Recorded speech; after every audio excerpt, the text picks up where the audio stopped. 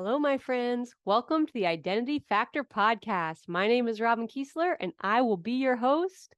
Let's go. All right, let's rock and roll. Awesome. Yay. We're getting started 25 minutes later. Chris Hale, welcome into the podcast. Everyone else, welcome into the Identity Factor podcast. You guys are in for a treat today. I'm in for a treat today. As we continue with this shadow side leadership series, talking about the shadow sides of ourselves, the parts of ourselves that we sometimes would potentially rather not show the world. But the parts of us that actually really serve us, the 50-50, all the things as it relates to mental health, identity, leadership. That's what we're doing. And Chris Hale is a certified life coach for Q Plus creatives. He helps them claim their confidence and their authority to put their best work in the world. And so he has agreed to come in and do this podcast. Oh, he's also the host, by the way, of the You Need a Coach Bitch podcast. I love it. So you got to go check that out. And he's here to help me open up this conversation around leadership, identity, mental health, and also to keep my brain on track and in line so that we don't go all over the place, right? You're my handler? I will. Yeah, I'm good with time. Welcome in, Chris. Is there anything else you'd like to add? Oh my God, no, thank you so much for having me. I'm so excited to be here.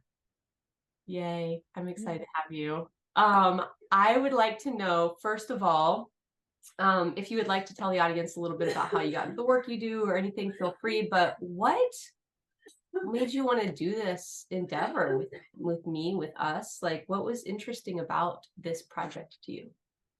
I mean, you are interesting.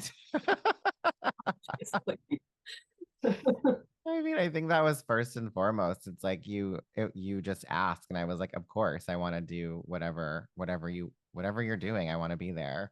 Um, and I just think it's like, I mean, I hate to say it, but it's always like representation. It's always like, um, I feel like we just need visibility, and anything that is going to like give us more visibility, and also we can destigmatize anything. Like, I think there's so much that needs to be destigmatized. So I think anytime we can do that, anytime we're opening up conversations that help to do that, and be an example for other people, I just want there to be more of that. So it's like a hell yeah. Yeah, totally. So let's talk about that. What is up with the stigma? Why is it here? Like, Um, I mean, that's such a big question. Uh, I mean, I think like, I mean, stigma around mental health, around anything, is really just about controlling people. I mean, if we want to like take it back, right? It's like members of like the society who were deemed not um welcome, or that we wanted to hide away because they didn't conform to what was thought to be like the appropriate way to be. And like, you know, so many things have been deemed like, what's the word I'm looking for? Like mm, like problematic. Like, you could be considered mentally ill for so many reasons, right? That were really just about controlling people. So I think like that's why there's such a stigma, is because it's about control, and it's not necessarily about like helping people, but it's always been more about hiding people. mm-hmm. Yeah, sucks. I mean, I mean, yeah, like I think sucks is like the nicest way you could describe it, right? I think it's also extremely disheartening. And it can be really discouraging, right? It can make it feel like everything, like every battle just feels a little bit harder Yeah. when you're like managing your mental health, when it's something that you have to actively think about every day. Well, and I think it's demoralizing really when you, I mean, obviously I said that a little bit tongue in cheek, but it's like, yeah, it's like, I think when you, not only is it making your day harder when that's already something that you're dealing with, but when you add the stigma to it, it's like now there is this, whether you're aware of it consciously or not, there is this belief system that there's like, there's something wrong with me. Like that I'm broken, I'm wrong. Like this is why, some of and many of my relationships are failing. This is why people don't want to be in a relationship with me. This is why I keep losing my jobs. Like I'm just not good enough. Obviously, there's just Yeah. something wrong with me. And you feel so broken. And so I think that on top of just the reality of the situation is it's like, um, yeah, it feels, I don't even have the words for it. Like to say that it's an uphill battle feels also like just not good enough. But um yeah, it's like you've got this person that's already down and we're just totally kicking them while they're down. Yeah. And I think it's like it allows other people to pass judgment on you, and it intensifies the judgment you're already like passing on yourself. Yeah. And it's like we have to think about who does it benefit, right? Like, and again, this goes back to controlling people, like, women being considered like hysterical because they didn't want to do like, or they just disagreed with their husbands, right? Like, again, it's like who benefits from this label, Yeah. right, of like mentally ill, right? Like I don't, again, it's not about helping the people who actually need the resources and need the help. It's more about controlling people. um you know what I mean? Totally. 100%. And I think what I'm curious about is actually a conversation that has come up since I, even put this project together and started talking about it is when we talk about helping versus hurting and stigma and the things like speaking of like this isn't necessarily about the conversation around bias, but I think it's all similar. It's like sometimes this becomes like the water you swim in and it's like Mm, you don't even realize that you're like unintentionally really being a part of that, right? Like like perpetuating the stigma. And I think for that's a conversation I would love to have, and I'm curious to hear what you think about that because I didn't realize. So for me, even doing this project, right, we're doing this shadow side leadership series, shadow side leadership summit, talking about leadership. And to me, when I talk about the shadow side, that means to me it's like those parts of myself that do feel stigmatized, right? Like the parts of myself that I feel ashamed of or that I just don't want people to see, right? Like I don't like it always when people realize like, dude, my brain, I'm all over the place. Even like introducing you, I'm like, here, let me introduce the first sentence and then talk about the podcast. Oh, but he also does this. And it's like, right, that part of me, it feels like, who the hell are you to show up here and do a podcast and teach? Like, go figure your shit out first before you try and like talk to the world, yeah. right? Or the needy parts, or there's so many parts, right, that I could feel embarrassed of or ashamed of. And so that was what made me, I really thought about wanting to do this in a lot of other areas. But one of the conversations that came up, even around that terminology, is like, Robin, there were people that were like, I have concern though, that even saying it the way you're saying it is like potentially shaming, right? Or that might feel like um, there's something wrong with, like, right, the shadow that yeah. it's like a dark side or a shaming side, and nothing wrong. Like I love Dex was super willing to have this conversation with me on his Mhm. podcast, and I loved that he was willing to kind of advocate for that or explain a little bit why does it feel that way to some people, because it may not resonate for everyone. Yeah. So when we get ready to have this conversation, Chris, as we talk about mental health, I think it's an important conversation to have, right? That so many people think about mental health as mental illness, Right.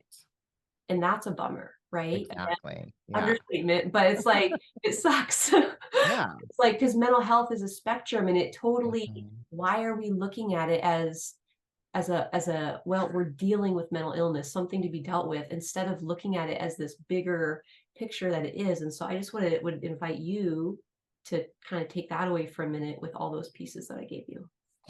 Yeah, and I think like it's interesting. Before we hit record, we were talking about human design, and I like just had a human design reading, and there's like all these numbers on either side of your chart, and one side is like your forward facing self, right? Like your personality that's out in the world, and the other side is your shadow side, Mm, right? And it is like the parts of you that you feel you need to hide. And I love that like explanation for it, because it's not anything that is wrong with you. It's the parts of you that like you for some reason are thinking are not appropriate or acceptable to put in the world, and that's not your fault. Right. So I think that like, Or somebody told you at some point that it was not okay. yes. We adopted this construct, this Yes. perspective, instead of celebrating the shadow. We've Right. demonized it. And so that's why I wanted to have this conversation. But I love that people were willing to talk about that, because it just shows the effectiveness of these social indoctrinations, right?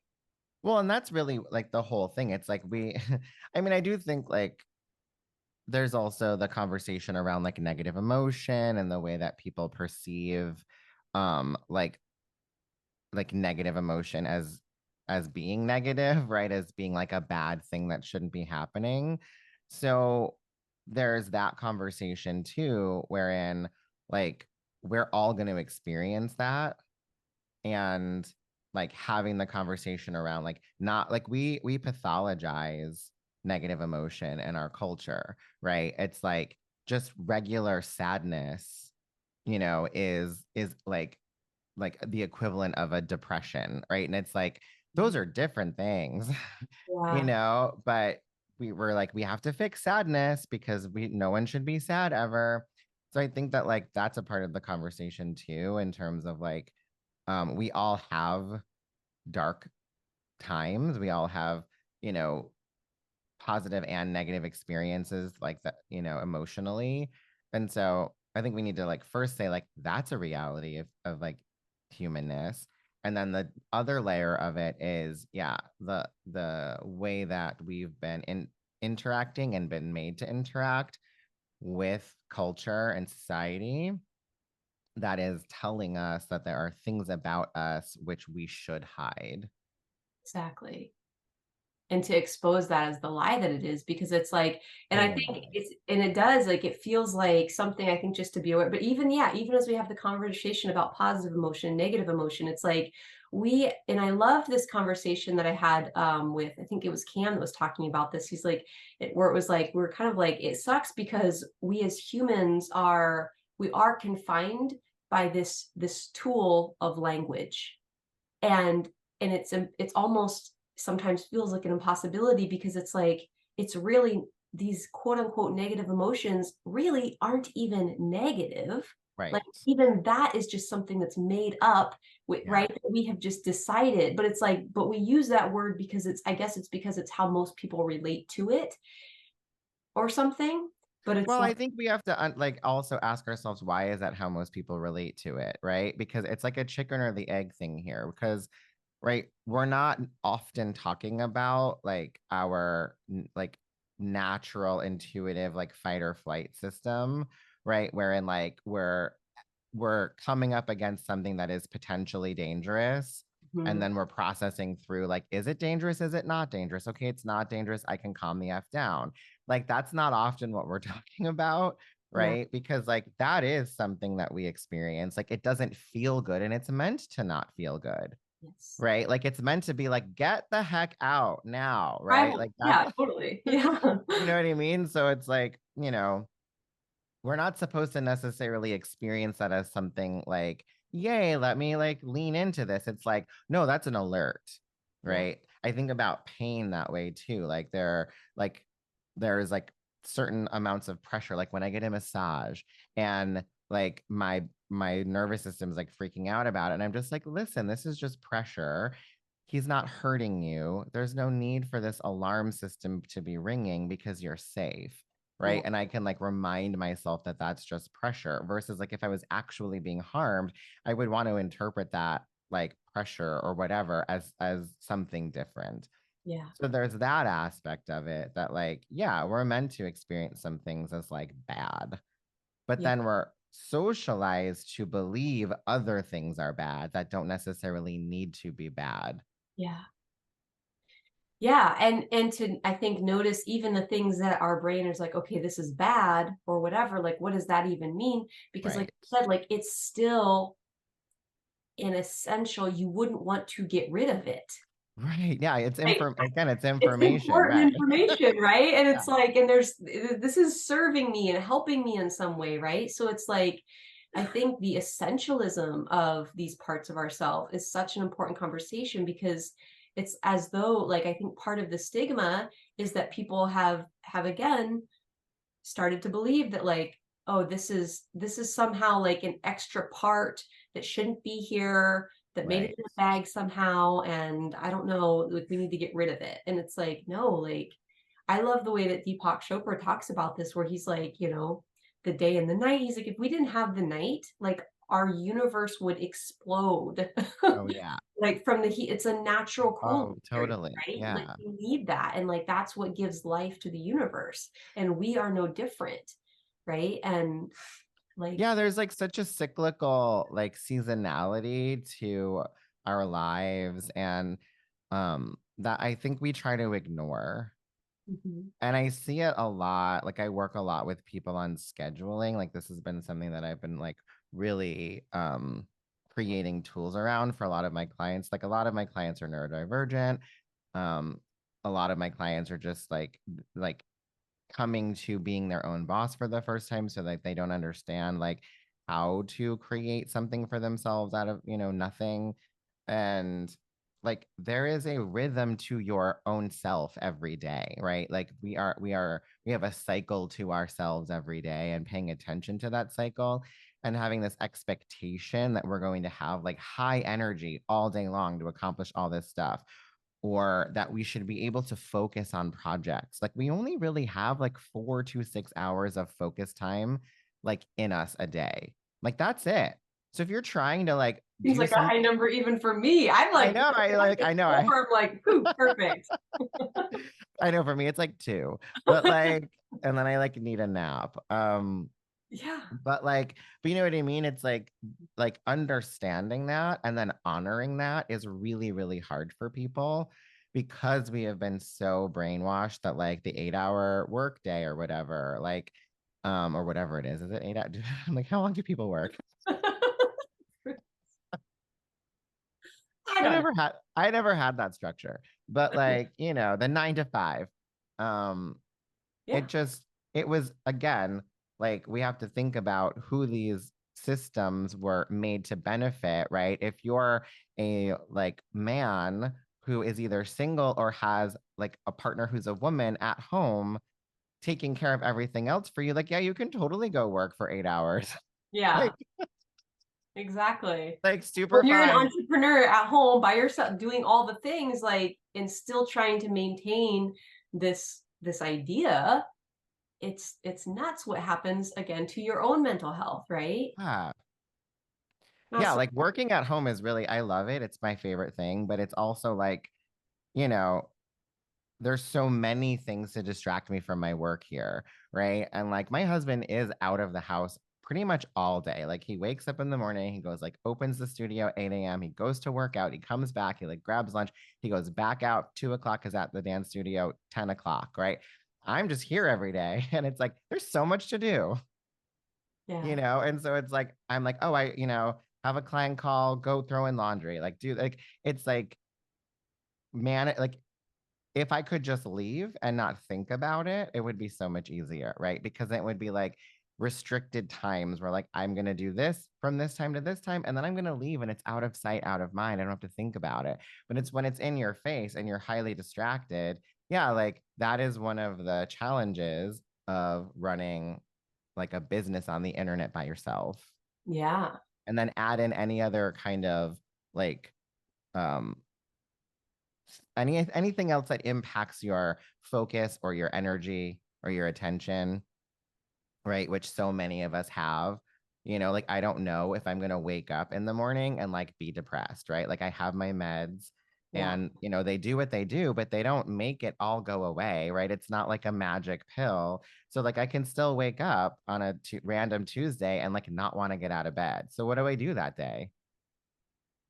What do you do? Let's talk about that. So, okay, Yeah. like, as we look at these experiences of, mental and emotional, fitness, I think first of all, can we define what that means? So when we talk about mental health, like let's define that. What does mental health mean? We know what it means to the world oftentimes. What does it mean to you? For me, it's really like, um, it's a collection of systems that help me to like function and operate to the best of my ability on a day-to-day basis. Mm-hmm. Yeah. Like that's really like the way that I think about it. It's systems and tools that allow me to like be a human being Yeah. in whatever that looks like on a daily basis. So what are the systems and tools that you have found that have been really helpful? So first of all is my meds, like 100%. And then the things that support or the things that like my meds make easier or like it's kind of like a back and forth, right? It's like which one is it? But they support each other. It's like meditation, exercise, sleep. I'm not a great sleeper at night, so naps are a really big part of um my day, my routine. Um, what I eat throughout the day, Mm-hmm. my connections with other people. So these are all sort of the things like, my thought work, the coaching, my therapy, like it all just like there's so many things. Yeah. And even like my like bi-weekly massages, like I get a massage every other week. And that is a part of like helping to maintain my mental health and fitness because I'm a former dancer with a lot of stuff going on in my body. So like getting that worked out, having that tended to is really helpful in terms of like managing the way I feel inside my body changes the way that I experience the world. Yeah. I love that. Yeah. I think that for me, one of the things that I have noticed is I love I love all the awareness that we can bring to, so we've got this toolkit over here, right, of support, which I love. For me, one of the things that I have experienced a lot through my life has been depression. And one of the things that I'm curious to talk about is I know, and I don't know if our listeners all do, but there are for sure some profoundly powerful benefits to the food that you eat, right? Um, Yeah. just like neurochemically, right? Look, when we talk about the microbiome and hormones and all that kind of stuff, like meditation, exercise, what you eat, what you drink, getting enough sleep, all of those things. However, as beautiful as those things are, I'm sure you know what I'm going to say, right? What the hell good does that do when I'm in that place that I'm like, I don't effing care and I don't have the energy and I can't even hardly, it's like for me to get out of bed and take a shower is a freaking victory. Like I'm not exercise, like when you're not in the routine of doing it, to me, those tool belts, those have been things like once I get in the routine and I'm up and I have my energy and I'm like, more in that place of balance, then I'm able to start using those things and creating those routines and stay. It's like, I hate to use the analogy of like on the cart, off the cart, because it's so Yeah. effing not useful, but you get what I'm saying, right? It's like when I'm up and I'm doing those things feel like they help me maintain and keep that good routine and support me. But like when I'm deeply in a deep depression, it's very difficult to do that. Yeah, and I think like this is where adjusting, like I did a whole podcast episode about this of like reconsidering baseline, right? Because like your baseline when you're feeling amazing is going to be different than your baseline when like you're not feeling amazing, which is going to be totally different from your baseline when you're in a depression, right? Or you're going through like a health flare up or any of those things. So we have to reconsider like what that is. And I think sometimes we have to do that on a weekly to daily basis of like when I'm in a depression that is, it's going to probably last a few days, if not a couple of weeks. So right, I'm really thinking about like, well, first of all, it's the understanding of what it is. Like, what am I actually, where am I? Like, because I had this issue where I was like burnt out and I did everything that I could do to like fix the burnout. And it wasn't like I was energetically feeling better, but then there was still something wrong. And that's actually, I had been off my meds for a year and I was doing fairly well, but it like had gone on long enough that I was like, it's time to go back because I could no longer, there were the tools were not accessible. It wasn't burnout, it was actually a depression. Mhm. And so, I played with that over the last 6 years of like being on and off meds. And I remember one time when I was going off one of them, um, and I noticed like I just started to get very dull. And I was just like, and it eventually evened out, but like I just was at this really dull place. And my husband noticed it too. He was like, yeah, you are really dull. And I was like, yeah, I am. And I think we have to just like normalize me being dull right now. Yeah. And I think that that's the biggest like mindset shift that we can have around what's going on for us is like, yes, the world is going to have an opinion and yes, there's a lot of stigma, but how do we like, root out that stigma in ourselves, right? And decondition ourselves with ourselves so that we have compassion and say like, yeah, this is temporary. I know that it's going to lift. I know that this is just a moment. We've been here before. And so, what do I need to do to support myself through it this time? Instead of freaking out and being like, there's something wrong. Like, why do I feel this way? It's like, we've been here before. Like, you know what I mean? It's that whole let's expect things to always be the way they've been Hmm. and not like, I really was like, oh yeah, like I'm just gonna not be depressed one day, or like my trauma is just gonna go away. Like I'm just never gonna be triggered again. And I had Probably. this, I just had this realization one day. I was like, oh, this isn't going anywhere. Yeah. Like this is with me. Yeah, exactly. I love that idea of the baseline because it's like that's kind of how I think about it too, is it's like for me, like I have again like the tool belt, right? The exercise, the meditation, the way that I eat, the food, all those things, they're valid and I totally love to use them. And if I'm able to access any of those things when I'm in that place, that's beautiful. That's great. I totally will.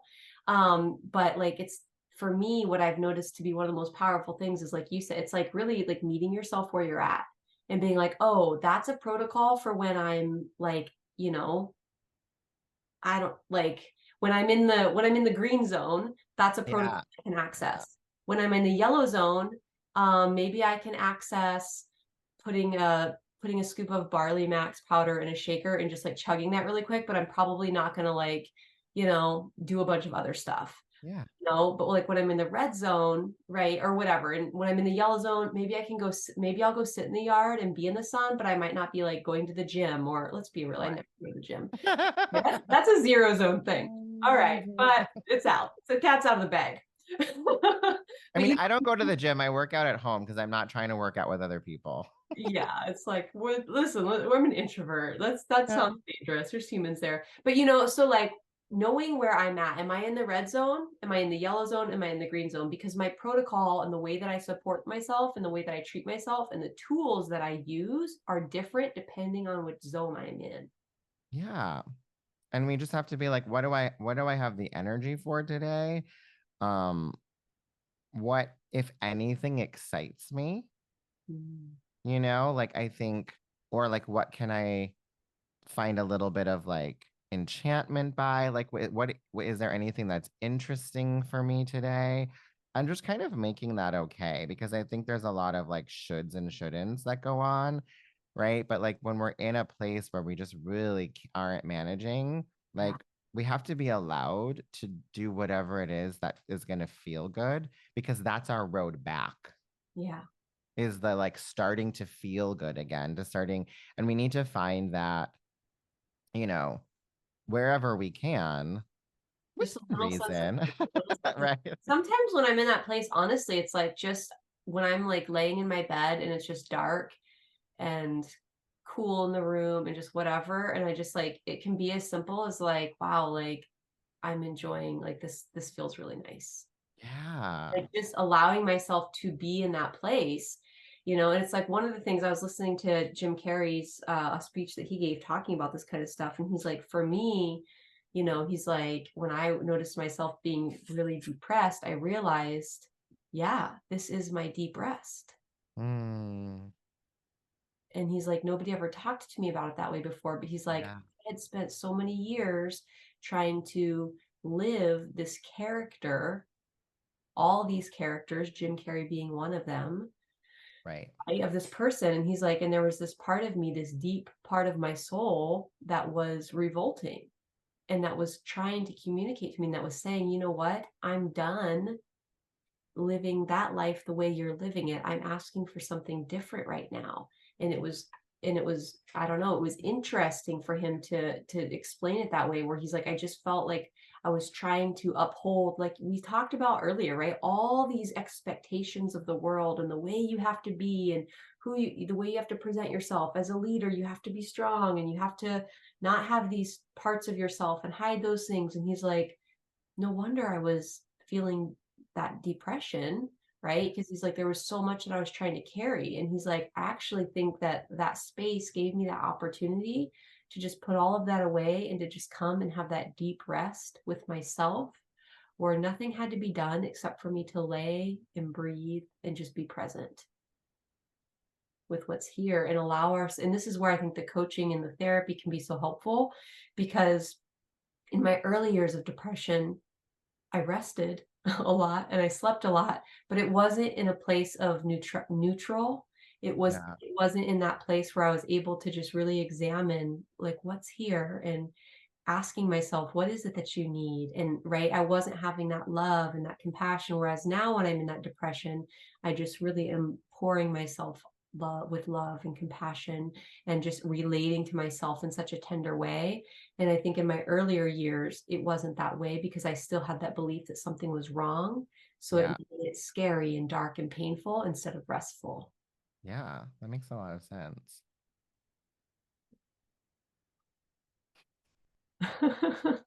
No, it just really, Yeah. yeah, it just really does. It makes a lot of sense. It's like it all comes back to like our relationship with ourselves, and like improving that relationship with ourselves by like quieting the judgment.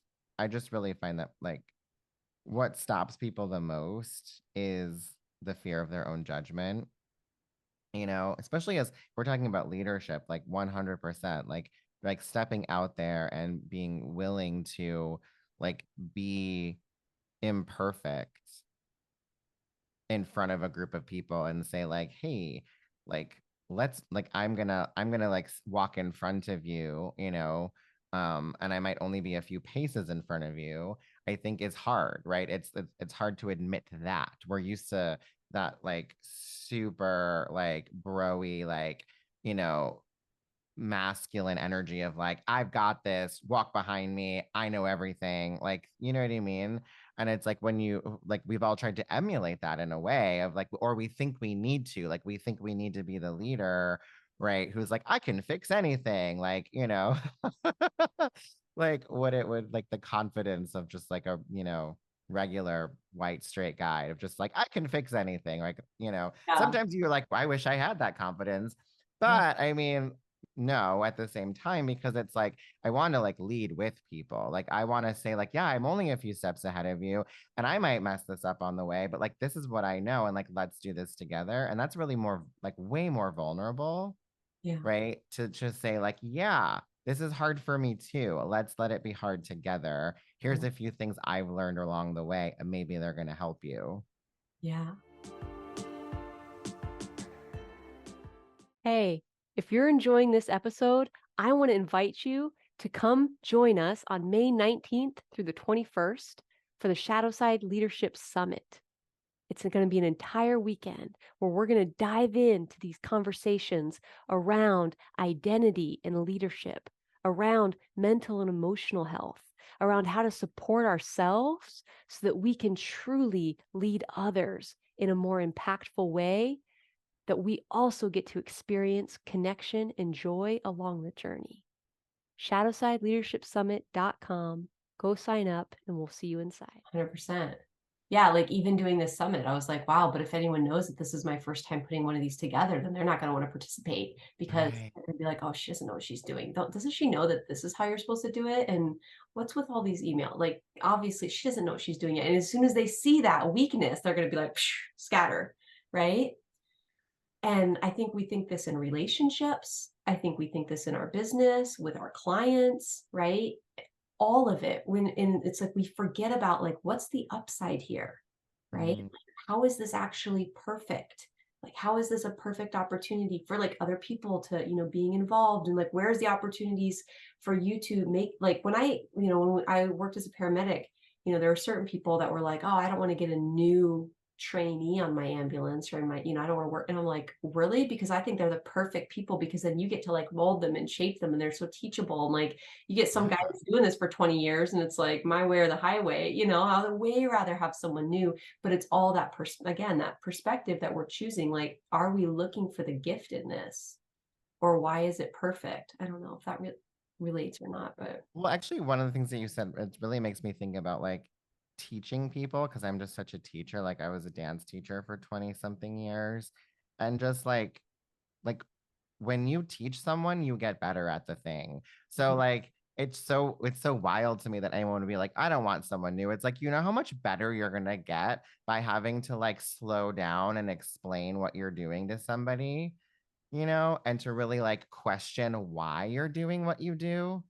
And I think that that's the thing that like people are most afraid of in a leadership position, is the questioning or being questioned. But it's like the questioning is the most important and most powerful place. Like that's what we know as coaches, is that like that's our job. It's to ask people questions to help them clarify what is true and real and right for them. And yes. so that like role where you get to be the teacher or the guide or the mentor or the coach, like it does something to you as well. It improves upon the way that you relate to the world, and it changes you and it helps you grow and it makes you better. 100%. Yeah. And the only reason that we would ever be afraid of the questioning is if we were, inadvertently or not, putting ourselves in a hierarchical framework where we're I like, mean, like, yeah, right? 100%. That's the only reason it would matter. Because if someone Yeah. comes and questions me or asks me something or even tells me, like, hey, you're doing it wrong, the only reason I would care is if I felt like I needed to be right. Yeah.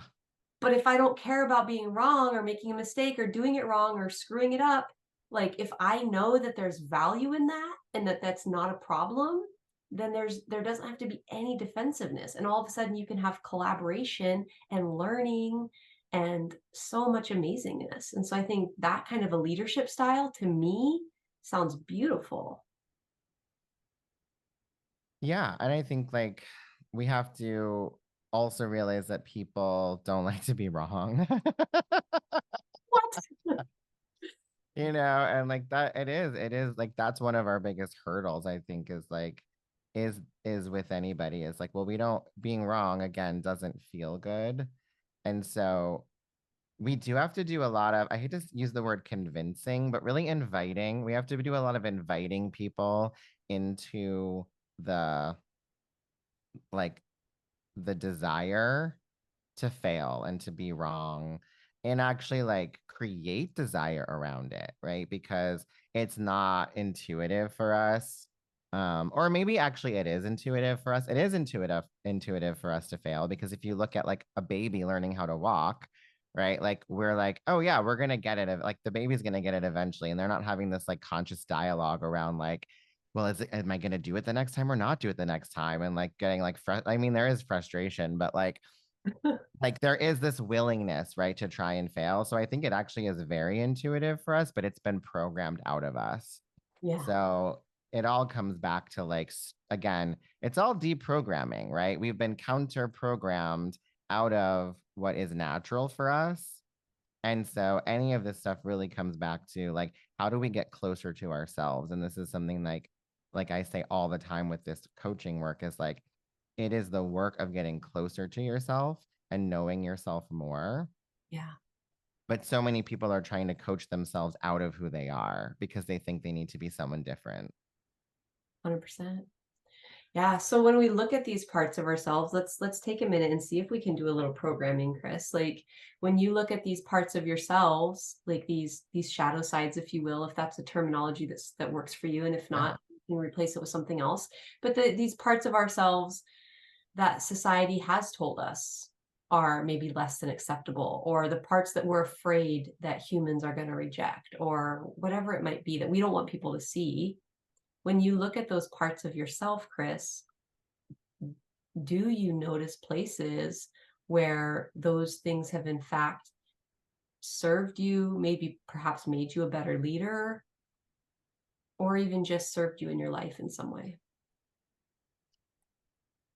I mean, I think like just like the empathy, right? That like I can have for other people um just deepens the more compassionate I become for myself. Yeah. And it's interesting. It's kind of like this like what's the word? Like a loop. It's like this loop where I'm way more able to like hold space for someone else, and then I like end up being able to do that for myself. And then it makes me more able to do that like in my personal life. So it's like my job actually helps me, then helps me in my personal life. So it's like I can be really compassionate and neutral with someone else and just be like, yeah, that's not a big deal. And there's no reason to feel shame for that. And then it takes me a minute to like apply that to myself. But then once I do, it actually makes me able to see like people in my personal life in a better light, right? So I don't have, because I think in my personal life, I'm just projecting all of the high standards that I have for myself onto everybody else. Mm-hmm. But in my work, I don't do that, right? In my work, that's not present. So I think that like being able to do that for someone else then allows me to kind of like see in myself what I'm like helping them with, Mm. right? The parts of me that I'm like, oh, yeah, I so understand what they're thinking because I think that about myself every day. What if I shifted the way that I think about myself? Yeah. And then I'm less likely to project onto other people in my personal life those things that I was like Yeah. like the expectations I had for myself that are just they're not very kind, my expectations that I have for myself. Yeah. Totally. 100%.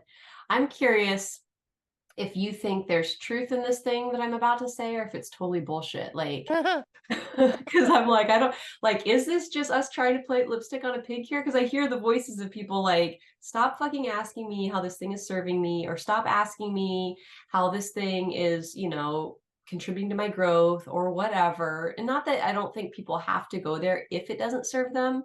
Sometimes for me, like, I enjoy that question, or I like that because it's like, I think whatever feelings we have about things are always valid, right? Always Mhm. valid. We can always justify that. Like, however, I will say, like, my stepdad actually texted me the other day, like, I just started releasing these podcasts, getting ready for this thing, and he is listening to one of the things that I was teaching the other day on our worthiness.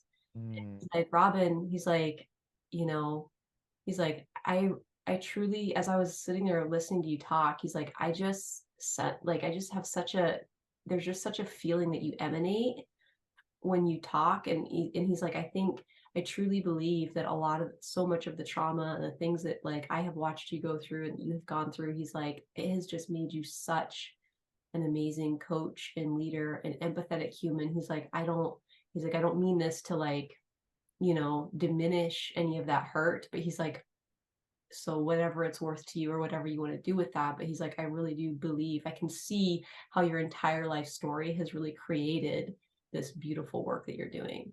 And I wonder if that feels like a useful framework to get curious about with people, or does it feel like something that would potentially be damaging, It's a tool though. Like it's just one tool in our toolbox as coaches, right? That like reflection on how this might be helping you. And there's so many other tools. And the problem I think is not like it's the wrong question.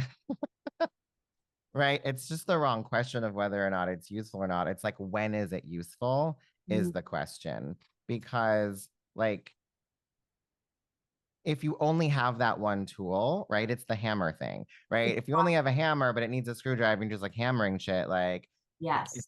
it's not the right tool. And I think that, like, yeah, it can be very dismissive and um like disconnecting from somebody, Yes. right? Especially if they're really in pain at the moment, right? And they haven't processed that pain and they're not ready to move on to seeing that situation any differently, Yes. right? Then it's like, yeah, that's the wrong time to use that tool. But if they're starting to move into a place where they might be wanting to reconsider, like question that event or question like the way they're interpreting what happened, Mhm. then that's like might be the perfect tool to bring in there. And I just think it's about like when you decide to employ these things, and like a good coach is going to be connected enough to their client. A good friend is going to be like connected enough to their friend or their partner or their child to know whether or not it's an appropriate time.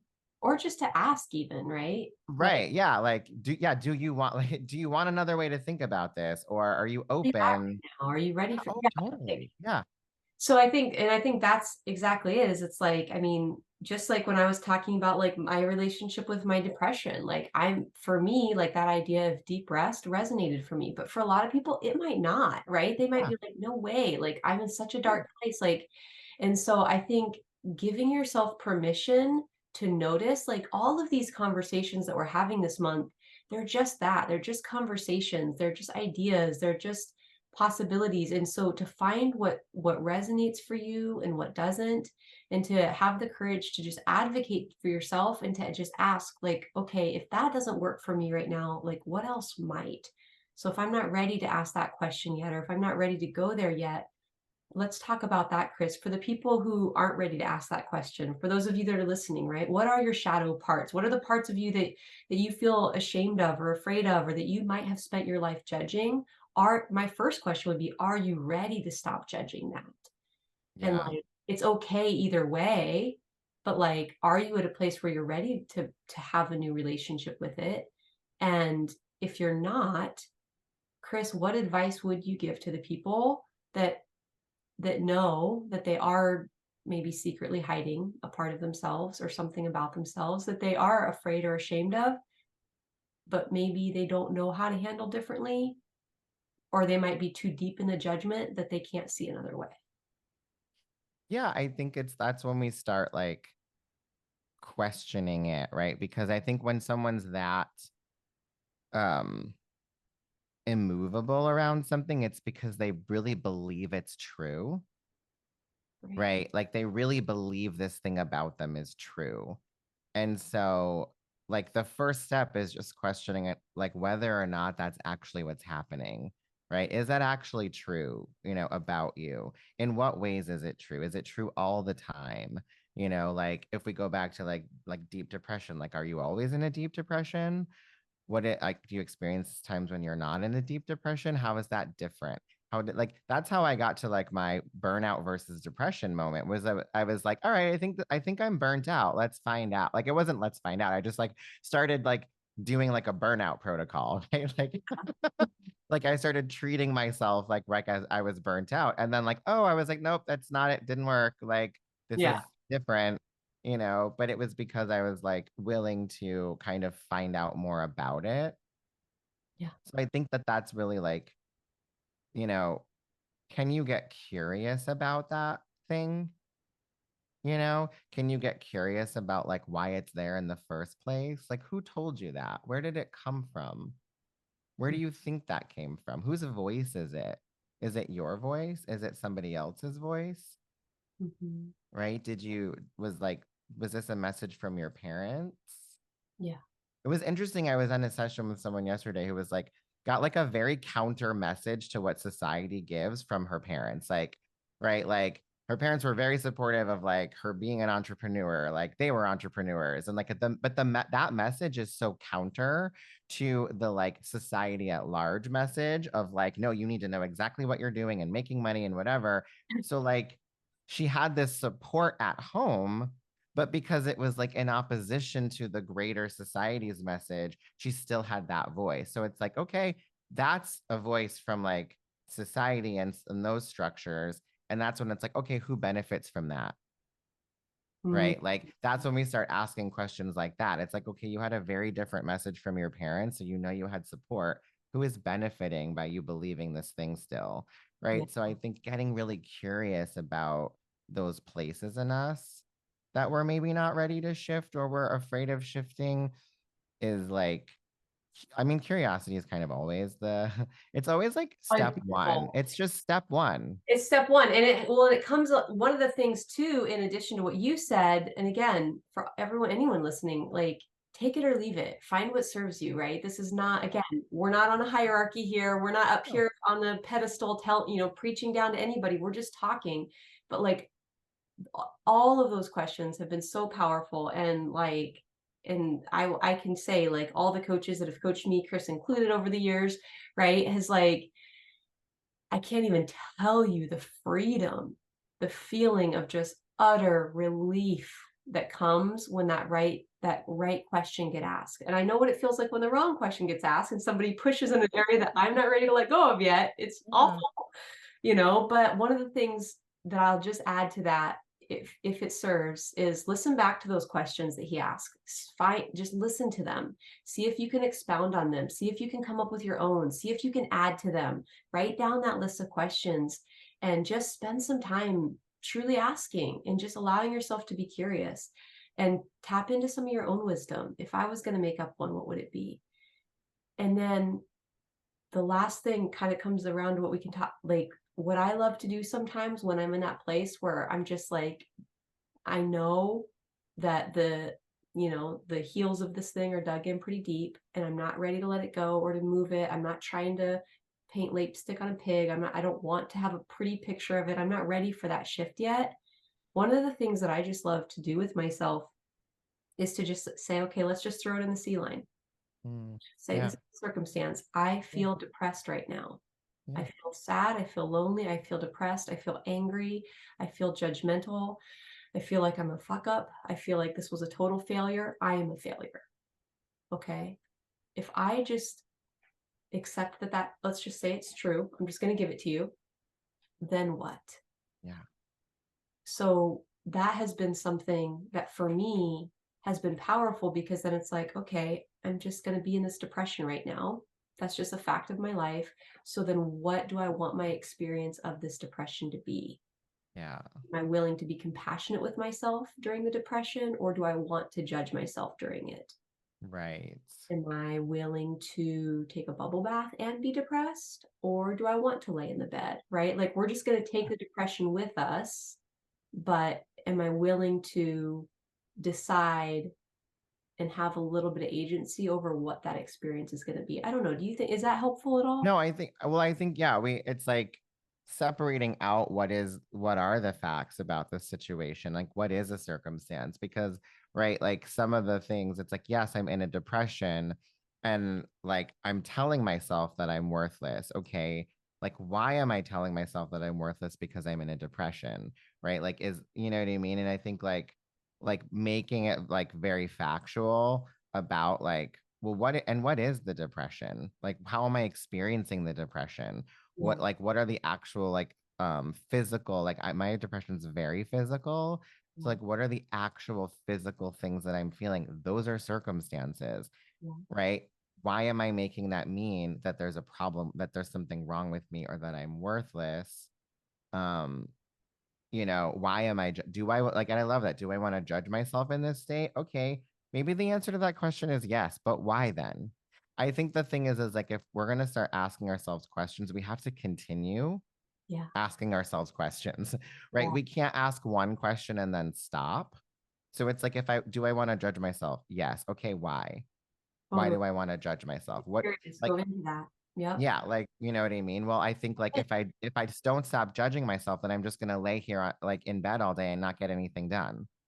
Right. Okay, well, so what's wrong with laying in bed and not getting anything done? Right. And we just have to like keep like kind of like chipping away at it and be willing to like uncover what's there. And a lot of times the judgment is just we judge ourselves because we think it's useful, Mhm. right? Like we believe that judgment is the way that we move ourselves forward. But I will guarantee you that anytime you've moved forward, you've slipped out of judgment Yeah. and you've slipped into something else, Yep. right? Like the judgment might have started it, but like what actually got you to take action was believing that there was a like utility in what you were going to be doing Mhm. in some way or another. Mhm. Totally. 100%. And I love those questions that you ask, like, okay, do I want to judge myself in this? Maybe, maybe not. Let's ask why. Let's go a little deeper. And when you get good at asking yourself those questions and letting yourself explore it, what I love about letting the answer be yes or no is that regardless of which answer you give, you're giving yourself the power of choice, which for someone who's in a depression has been for me one of the most powerful things. Because when you're deep in depression, what it feels like is just powerlessness. Oh, there's so much out of your control. Like this is, I literally did a podcast episode on this week about like, what are you responsible for? And we make ourselves responsible for so many things that we're not responsible for. And specifically like with our health and then also our mental health, like, you know, as a part of that. And it's like, yeah, I might not be in control of like what's going on with me physiologically and chemically right now. I need to radically accept that it's out of my control, it's out of my hands. And what are the things that I can do, right, that are within my control, right? Like give myself rest, take my meds, Mhm. eat some food, take a shower. Like what are the things I'm actually in control of? Yeah. Am I willing to meet myself where I'm at here? Like, what's the one thing I can do? Exactly. Just start with one, just one thing. One thing that I can do. And what's maybe the one thing that I want to do? Yes. Like, that's where, like, if the exercise and the green juices and all of that doesn't feel accessible, drop it, right? It's just Yeah. an option. Like, what is the one thing that I want to do? What is the one thing that I can do? And meeting myself where I'm at, because those small little baby steps, asking yourself a question, realizing that I may not have choice around this depression that I'm feeling right now, but maybe I do have choice around how I go through it. Like that one little shift may just be something that will give you a new and a little bit more space and a more freeing experience of going through the hard time, which is kind of nice. I mean, literally, like my brain just like opened up. Like, how do I want to experience this depression?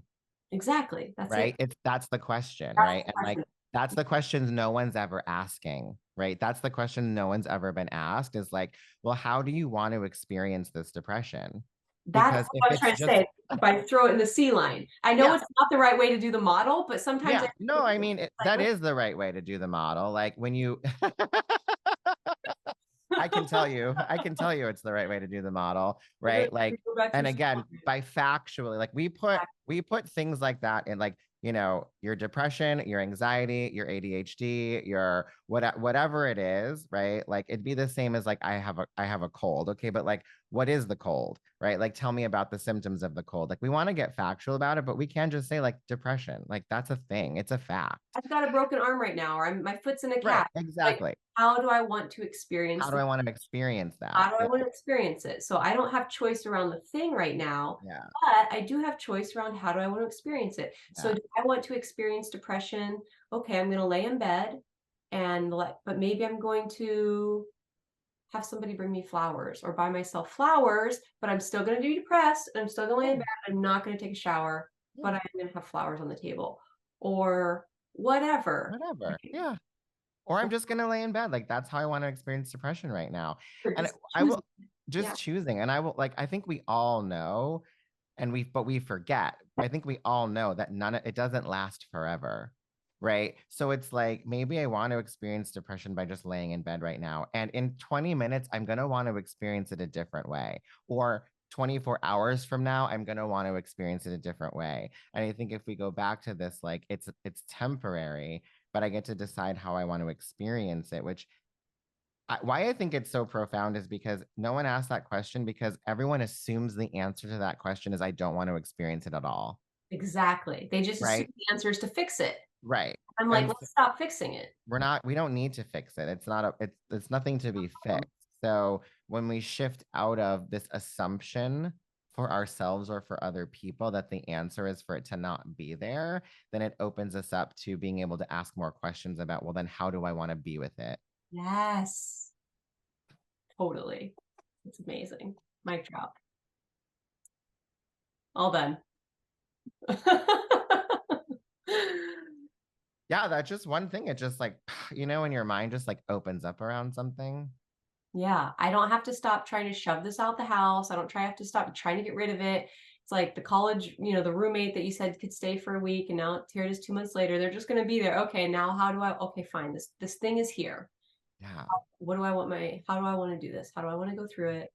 It's so much more. To me, it feels so much more empowering, because otherwise you're just fighting with reality. Yeah. And I think like why, I don't know why, like, I think this is a perfect example of like what you were talking about in terms of like what resonates with you.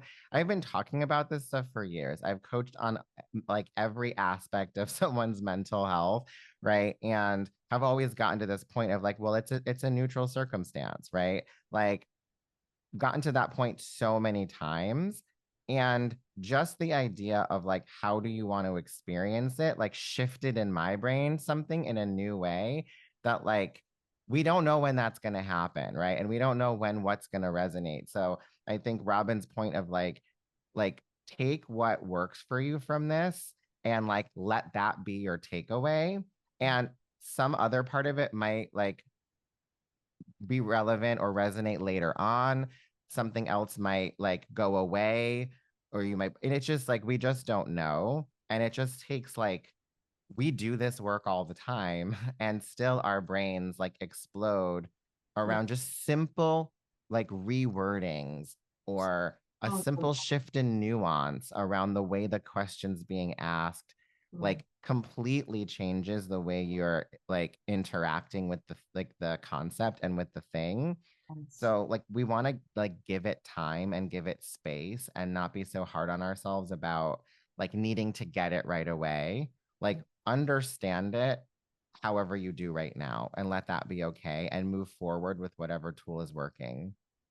100%. I love that, Chris. Thank you so much. It's beautiful. And I would just say, and don't give up on yourself. Yeah. Don't give up. Don't, don't, it's like, it's all, nothing has gone wrong. This is all a part of your story. My opinion and my belief, if you want to borrow it, is that there are no spare parts in this universe of ours, that God didn't get drunk when he was making you and accidentally Love put that that. little piece in there or whatever. I don't even know if I believe in that construct, but just the idea, it's the Yeah. imagery, right? It's just the Yeah. idea that, like, what if there are no spare parts in this universe, right? What if it's not by accident? What if it's not, and it doesn't mean that you have to enjoy it or have a positive quote unquote relationship with it. But so that's not what I'm trying to say, but just notice, what if it is here for a reason? What if the winter, as much as it sucks and I sometimes feel depressed, what if it's essential? Yeah. So glad that spring is here. I was so over it. And yet I'm not going to say that it should just go away and never be there. And so something to just consider, what if that was true for you too? And I think that's like, again, going back to the radical acceptance, because once it's here, we can't unhappen things. Yeah. So as much as like my brain for a time wanted to be like, oh yeah, my trauma just should go away. I'm like, well, it's not going away, right? I can't unhappen it, but I can experience it differently by being like, oh yeah, like it's okay for me to be triggered. Yeah. And it's also okay for me to interact with other human beings when I'm triggered. I don't have to hide myself from them, because they're also adults who get to decide like, whether they want to be in my presence or not, right? But like it's not a flaw. Like the trauma's there for a reason. Like it was not for a reason, but it happened. It's Yes. the way my nervous system reacted to those experiences, right? So like it was protective, right? My nervous system was trying to protect me, and That that's was the all it's reason, was for that protection. was the yeah, it was for protection. And my nervous system thinks I need to be protected now. And that's no reason for me to hide that away, you know? And so that radical acceptance is what like improves. It might not like ever change. Like I might still get triggered by the same things, but I'm going to experience that differently. And if I'm willing to like be an imperfect person with other people, it improves our connection. Yes, it does. Or it shows me who does not deserve to be in my life. It's Because just not for if you. Yeah. they're not for me, right? Like if someone can't handle that, right? If it's too much for them, and that's totally fine. Like maybe they've gone through a life where they've never experienced those kinds of things. I mean, I am most of my like people in my life are queer people, people of color and women. So yeah, they've probably all gone through trauma because those experiences just create trauma. Mm. But like, you know, on the off chance. But it's a perfect thing. Just like, no, like this podcast, we've been gabbing for like an hour now. I love it. It's amazing. And people like, there's so many people have told me like, Robin, you're just, oh, like one of my exes used to be like, you're so verbose and like just geez, like 20 minutes at the max, like even that, like you just go on and on. Nobody cares. Like, what do you think? You know, and it's like, I'm like, you don't know that though. And all Yeah. like, just notice all this messaging and all this stuff. And like, and yet I choose to believe that I bet there's at least one person who loves this podcast, who Oh got my something God, useful out of totally. it. Right. And so just notice that like who's for you and who's not. And like it's all good. We're all on our own journey, but just honor yourself because I think you're beautiful the way you are. Mm. That's my like main thing now is like I've sort of rebranded myself as an intrinsic authority coach. Mm. Because that's mostly the work that I'm doing is like I'm helping people like become their self authority, like uncover their like ability to claim what is right for them, you know, with all this messaging that's coming out. So I think like, yeah, that message of like, take what is for you, find what is for you is at the heart of everything I do. I love it. And how can people find you, Chris, if they want more? People can find me on Instagram. My handle is the only Chris Hale. You can also go to my website. It's theonlychrishale.com. And I have a podcast called You Need a Coach, Bitch. Um, so those are all the places that you can find me. And um, I just completed a intuitive scheduling workbook. So if scheduling has been a pain in the butt for you and you've been like doing all these things that don't feel good for you, I highly recommend going onto my website and downloading that workbook because it's going to help you create a life and a calendar and a schedule that looks and feels like you. Yeah, I love it. Awesome. Thank you so much for being here. This was awesome. I enjoyed it thoroughly. Thank you so much. If you enjoyed this episode, take a screenshot of it for me and share it on your favorite social media platform. And in the meantime, I just want to invite you to remember that you are beautiful, that you are worthy, that you belong. See you next time.